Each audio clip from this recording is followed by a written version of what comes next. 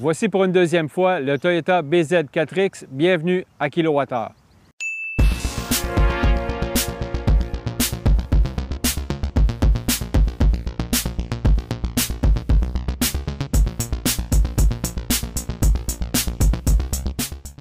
En avril 2022, nous étions présents au lancement du premier véhicule totalement électrique chez Toyota. Donc voici un second essai du Toyota BZ4X dans sa version XLE.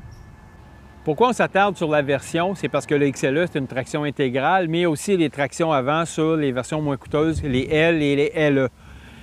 Et il n'y a pas juste le mode de traction qui est différent, il y a aussi la batterie. Les tractions intégrales ont une batterie lithium-ion de 72,8 kWh. Celle à traction avant, une batterie de 71,4 kWh.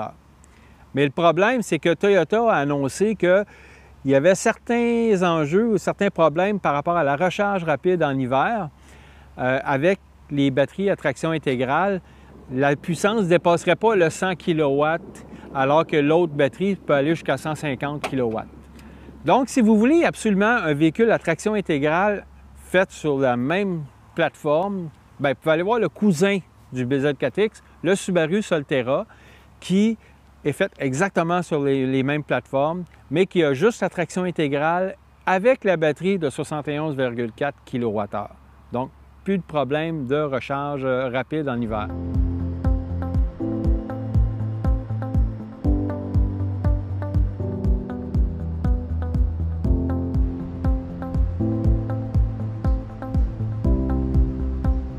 L'autonomie du BZ4X est de 367 km lorsqu'on a une traction intégrale, mais on peut atteindre 406 km avec la traction avant.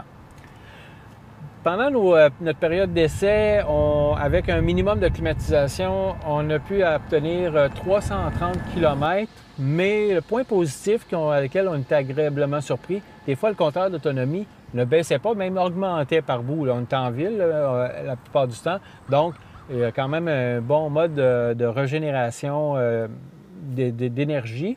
Mais lorsqu'on fait des longs déplacements, il faut prévoir peut-être des plans B de recharge rapide si jamais on voit que ça baisse trop vite.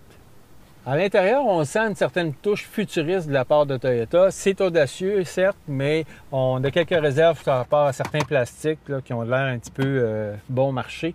Une autre chose qu'on a remarqué aussi, si on veut voir toute l'instrumentation dans la console à l'avant, il faut baisser le volant au plus bas pour pouvoir tout voir, parce que sinon, le volant cache vraiment l'indicateur de vitesse et tout ça. Pas vraiment plaisant.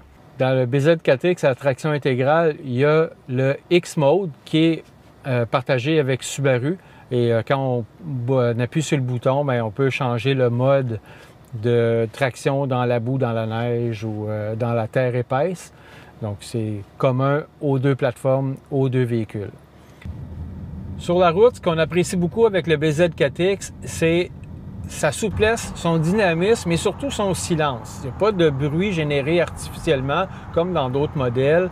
Ça va de soi, c'est organique et surtout, très bonne accélération lorsqu'on en a besoin au moment voulu, sans casser la baraque, mais vraiment elle est soutenue, l'accélération, ça va très bien. Aussi, pour les passagers à l'arrière, il y a de l'espace quand même, suffisamment d'espace en arrière.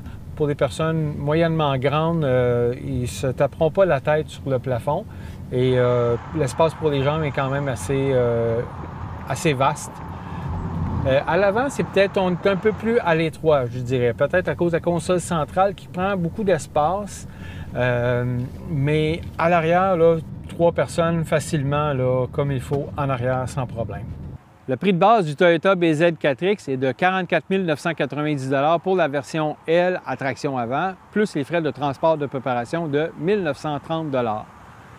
Celui-ci, c'est un XLE à traction intégrale dont le prix de base est de 54 990 $, plus le groupe d'options technologie qui revient à 8 870 $. Donc, le total, c'est de 63 860 $.